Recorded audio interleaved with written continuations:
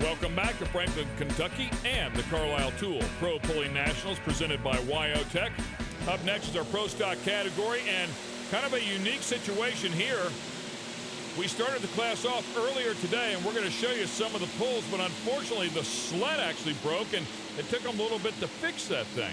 Mike Linder was our test puller, and as you can see, he makes an awesome effort down the track. He keeps that hook, and we roll on here with the class, and we bring you Travis Coons with the Trailblazer, and he makes another amazing run. Unfortunately, catches on fire at the very end. He'll have a lot of work to do to try to get that fixed, because the next tractor that comes up is the Haymaker. And once the Haymaker leaves the line, keep your eyes focused on the rails of the sled. You can see the sparks right there. That's actually the main chain of the sled breaking. And so with that mechanical breakage, they've actually got to take the sled off the track. They've got to try to find a way to get it fixed, because the class cannot continue until it's fixed. Yeah, tough situation there, but as you might imagine, the guys are diligent here and finally got us a working sled. Up first is Mike Linder and the Linder brothers. Of course, a lot of changes will need to be made to these tractors now. Pulling at nighttime, the track will be completely different. 3 pulling tracks here for the fans, so non-stop action here all day and all night. All the competitors were lined up in the pits, and they left them there. So it was good for the pullers to be able to have the opportunity to actually watch the track develop over time, since they did actually move tracks as well. Mike Linder comes out here and starts things off at 281.05. Solid tractor too, so you've got to think that's probably a very respectable number here. And he has a good looking run also. Slips the clutch nicely out of the hole. Starts to gain ground there about the 200-foot mark as he goes full throttle.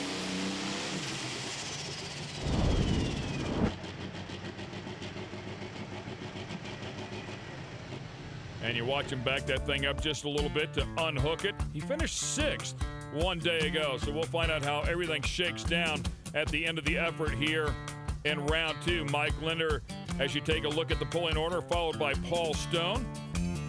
And Stone with the Rolling Stone coming up here. And many tough competitors, even at the end of the competition, as Mickey Shorter and Greg Boyd find themselves as some of the last hooks of the night.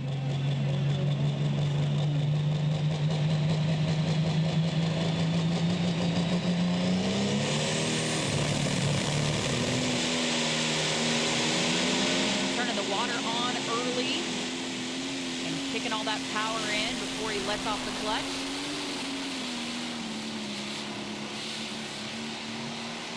Boy, pretty wild ride, but an excellent effort all said and done. 295 and 50. Of course, the fans love this category anyways, but whenever you see one act like that, it's even more exciting.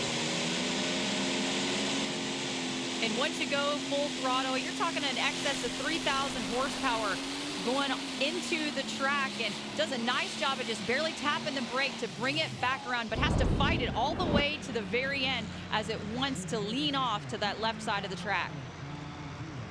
So beautiful job. We have a new leader set at 295 and 50. As we take a look at the man that won one night ago, finished 2nd on the points a year ago, and Crash spoke to him earlier. This is what you call a big weekend for somebody like Brad Moss, only living 15 minutes-ish away. This is considered your home track, and you're also helping promote this event, correct? Well, my sponsor, TS Performance, we're real close. This is his event. He's been doing it for years, and he's turned into a Champions Tour the last couple of years, and it's turned into a big deal running 3 tracks, and we keep adding classes, and Dennis lets me be a lot involved in it, and I enjoy it, and yeah, it's kind of a double duty for me this weekend, I guess. When you get into the staging lanes, is it still pressure of people around you and the hometown, or can you finally focus on the event at hand? It's go time from there. I'm a puller. I'm not helping with the promoting anymore, and it's awesome. I mean, because we can focus on the tractor and try to get a good points run. By the way, it's the only time all year long we have 3 pulling tracks, so it is a busy weekend for these guys, but you'd never know he was doing anything other than focusing on pulling just one round to go.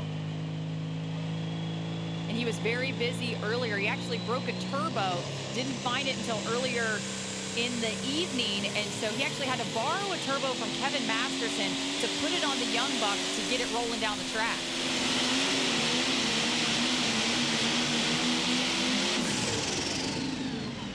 He won't have enough to take over the lead here. 286 and 47, good enough for second place right now out of the first 3 tractors that have run. But all Brad Moss is concerned with is making sure that he can get measurable distance. With that turbo out of the tractor, he wasn't even going to be able to bump the sled, which would only give him tech points for the night. But instead, he's able to get a distance logged in the books, which will give him points of some kind to keep him up in the points race. Next up will be the River Rat. You talked about the Mastersons helping those guys out, and loaning Moss a turbo. Well, here comes Kevin Masterson.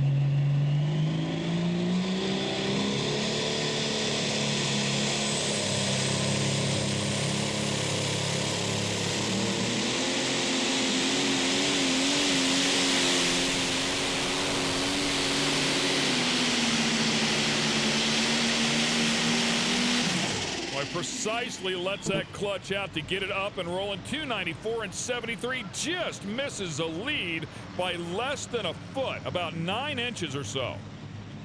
And you can always count on Kevin Masterson to kind of break away from the path and do something a little bit more unconventional at times. But right here looks textbook for Kevin.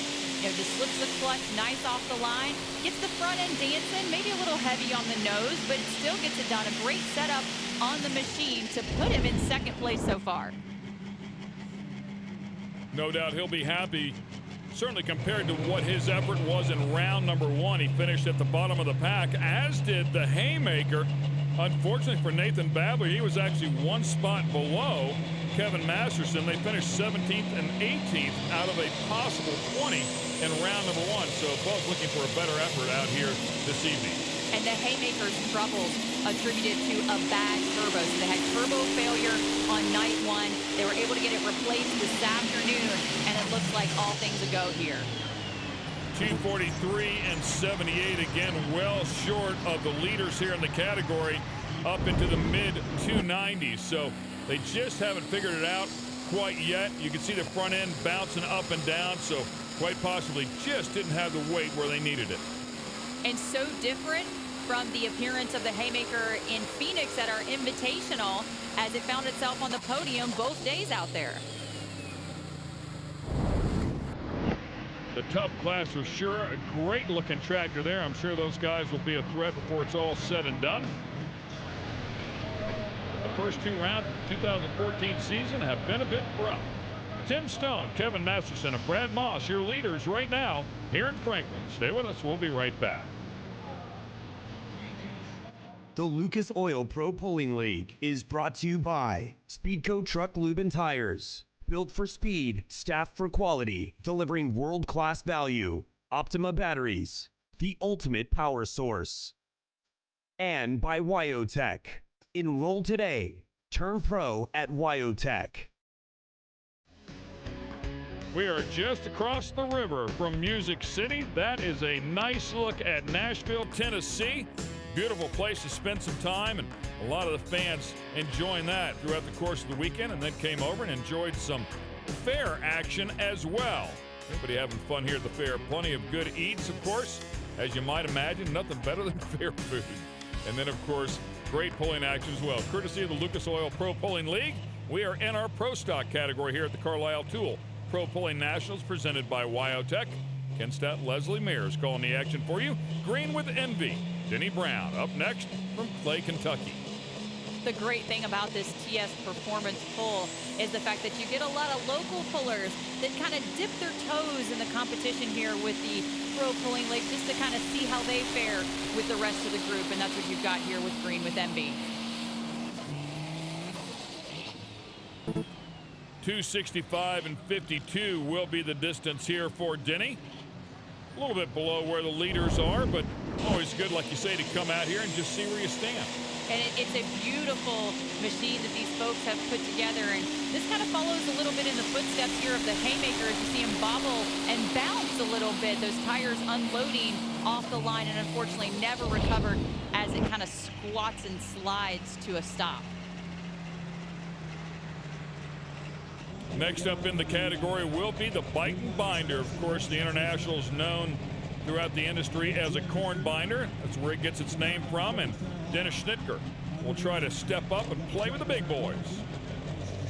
These guys very aggressive with their motor program here, trying to create more horsepower. They're in the same boat with Stuart Mays. You know, the red tractors, you know, they just don't make as much horsepower as the John Deere, so they've been a little behind over the course of the years, but they find ways to make power, including using bigger turbos.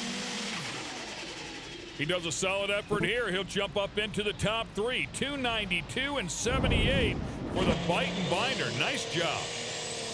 Moves back over to the center of the track. That's the place where we saw our leader, Paul Stone, come out with Rolling Stone. Goes full throttle and never looks back. So we've got a red tractor in the top three there as we continue on here in the Pro Stock category. Up next again will be Brad Moss. And we saw Brad Moss earlier with the Young Buck. Talked about him finishing second in the points a year ago. That was also on the Young Buck and won a night ago on the Young Buck. But he is now currently driving the Green Line Express.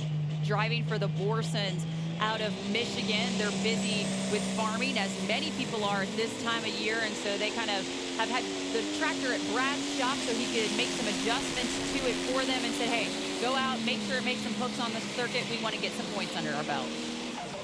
Well, he picks up the front right at the very end, digs in, and the distance, 286 and 83, almost identical to his earlier effort of 286 and 47.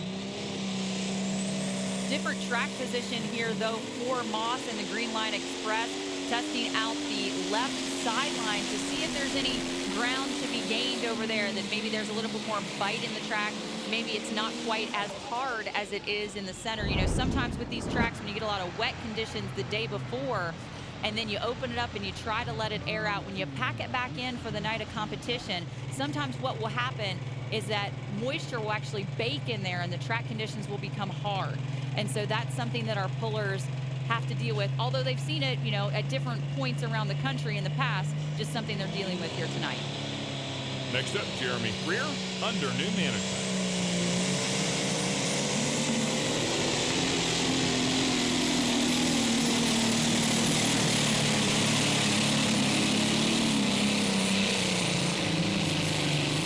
And that one was just not happy. Did not sound anywhere near like the other one.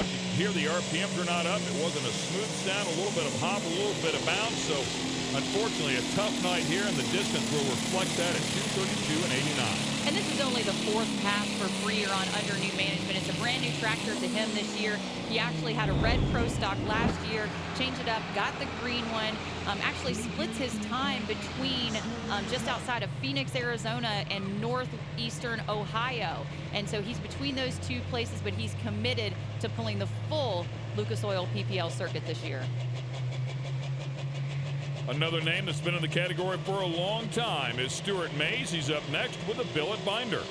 He also blew up a turbo on the first night of competition, so he's actually running his small turbo. So he said he's down about 150 horsepower on this particular run because he's running that smaller turbo. Well, that's a shame because he has a nice distance here, good enough to get him into the top five at 291 and 61. Another 100-plus horsepower could have put him right up there in the lead.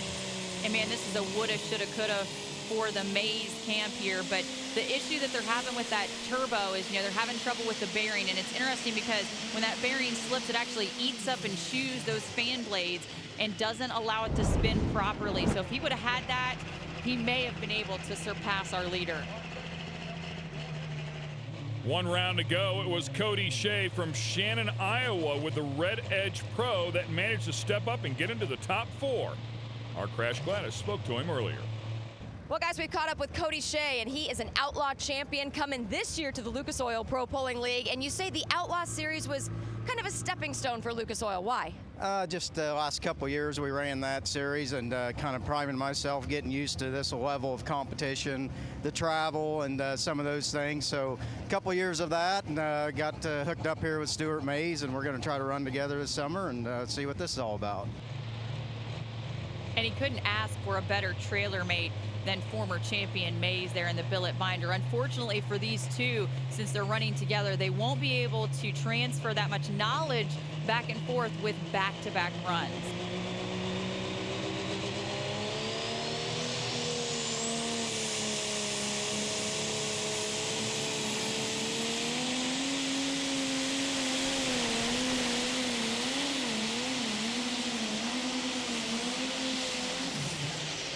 But I'll tell you, he's off to a great start because once again, much like in round number 1, he finds himself in the top 5, at least as it stands right now. A good effort out of Cody, 290 and 66 as you take a look at your top 3. We'll be right back in Franklin, Kentucky. Stay with us. This is the Carlisle Tool Pro Pulling Nationals presented by YO Tech. Paul Stone, the current leader inside of the Pro Stock category. And coming up next will be Todd Doman with the Hurricane Alice. Terry Boyd spoke to him earlier today. Todd Doman in the Hurricane Alice came into 2013 with a whole new look, but it also brought some mid-season demons. Have you gotten past those demons? I think so. We broke a rocker arm at Goshen last year. That finished splitting our block that we'd been nursing along for a year and a half. And put a new block in it, thought we were ready to go again, and made on the third pass we broke a crankshaft that had been in the tractor for 7 years. So that put an end to that new block real fast. Yeah, you got to life them out somewhere before 7 years would be my guess. That's a long That's a pretty good run. That's awesome. I mean, that's amazing. Whoever he got that crankshaft from, he should get another, and they should sign him up as a sponsor. Let me tell you. And right at the very end, gets out of the throttle, 258 and 19, and that's a tough effort there for Todd Doman. I mean, it's a really good tractor. Unfortunately, they're not going to get what they were hoping for here tonight. And these guys have a good program. It's just kind of finding their stride in the season. And with as many new parts as he's talking about putting in the tractor, new block, new crank, new program for the year, it's just getting all those pieces and parts to mesh together to make it happen all at the same time. These guys will figure it out. They'll be at the top of the heap here before the year's over. Yeah, and this is a really tough sport. We really don't touch on it too much, but there's no test time here. You don't get a practice lap. You unload out of the box, you hook up, and it's showtime. You get one crack at it. If you don't get it done, you go back home and you try again later on. So it is a definite professional league sport, meaning you better be ready to go when you roll out of the box. And Darren Hunt is experiencing that in this particular run. Last night brings his new tractor to Franklin, blows it up, fire everywhere. A little bit of work to do it, to say the least, and then comes out here today with it all put back together to test and tune once again. 278 and 93, not a bad effort here as we watch it one more time in the replay. And slowly goes the throttle, and then nice looking effort, man. You can see that stream of black smoke. It's nice and tight. And Darren's a seasoned puller, had diesel super stock tractors before this pro stock tractor, so he knows how to get it done on the big tires out here on the track. All right, there's just a handful of guys left inside of the category here, and up next will be Alan LeGrand, Edge of Sundown.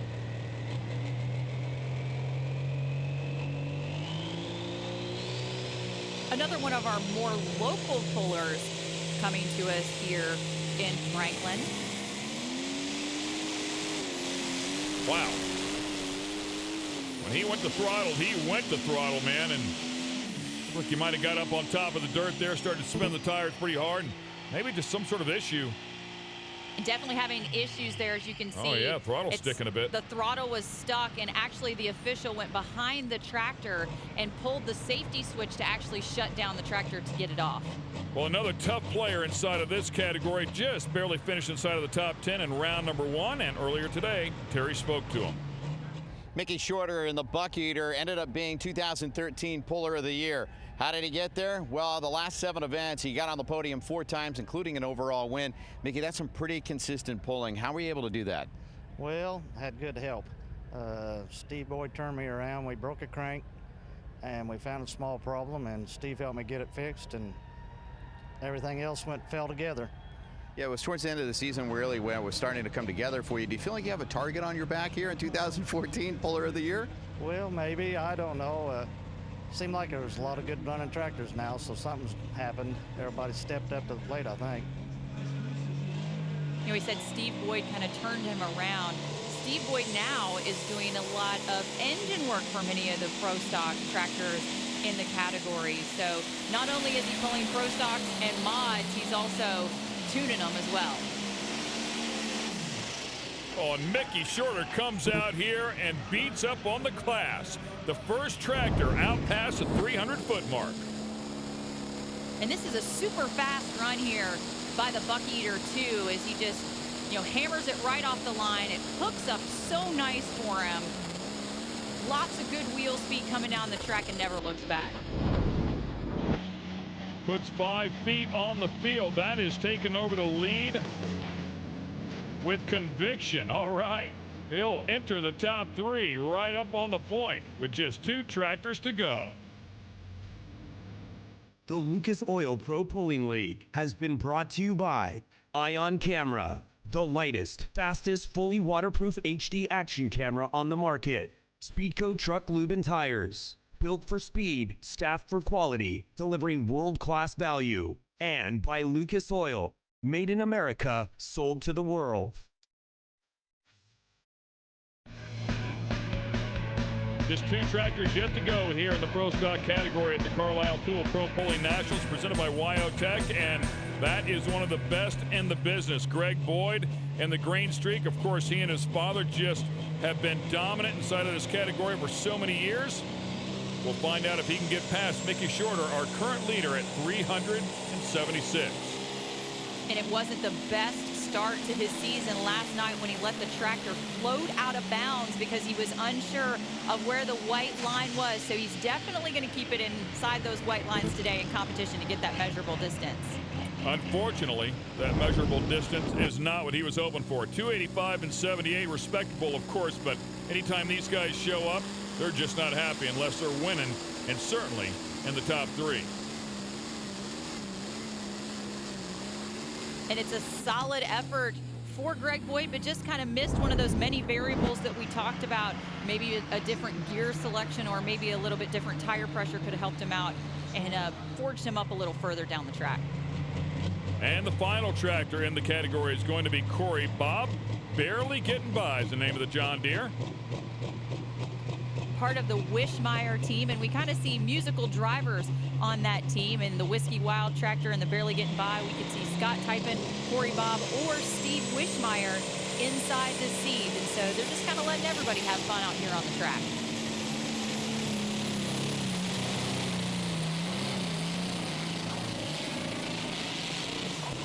On that one, definitely not up to snuff. Something going wrong there for Corey Bob. I mean, 286 and 45 you would call a respectable number. If that one was running right, though, he would have been right out there with the leader. And you can hear it right off the starting line when he goes full throttle and you see the smoke go white, gray, black. It never really gets fully black. It's very lazy and gray. And just listen to the rumble. Tough effort there for Corey Bob, just not his night. Well, they all regroup and they'll try it again. That's what it's all about. It's the beauty of tractor pulling. At least you can come back and try it again. Congratulations to Mickey Shorter, though. Beautiful effort here tonight at 376, the only tractor out over the 300-foot mark. We'll get it down to the podium and talk to the man that finished in 3rd place, Kevin Masterson. Just everything went my way, and we're tickled to death to end up where we got.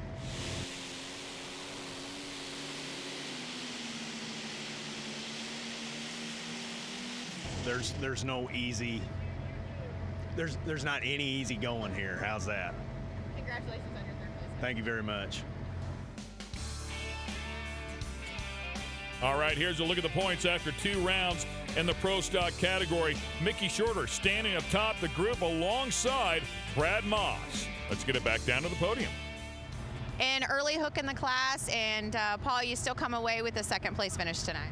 Yeah, we're real happy. We got a bite early on the track, and my brother-in-law said we should go up to our high gear, moved a lot of weight to the back, and hooked up early and got down the track. We're real happy.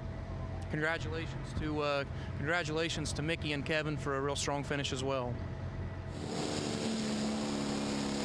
And here's the run by Mickey Shorter that propelled him to the top of the podium as he picks up his first win of the 2014 season, and he's just glad to be back on top. Mickey, many strong finishes at the end of last season just kind of continue on into this new season, and as you pick up this early win, which is crucial on this circuit. Yeah, we've been very lucky, and the man right here beside him is what did it, but we ain't supposed to talk about that, he said. So we need to thank a lot of people. Forrest, TS Performance, and Linda here, she keeps pushing me to do it. And my crew chief back here kind of keeps me going. So it's a great win and a great way to start off. Yes, it is. And if you want to follow where we'll be next, head on over to propulling.com and you can find the full schedule of live events, as well as video highlights and, of course, results and points information. But also, make sure you follow us on social media. You never know what extra tidbits we'll throw out there for our social media viewers. So the first two rounds are in the books. Everybody is hungry now. The leaders are happy. They're off to a great start. For everybody else, they've got to dig in, and the chase is on. For Terry Boyd, Crash Gladys, and Leslie Mears, I'm Ken Stout. Thanks for watching the Lucas Oil Pro Pulling League.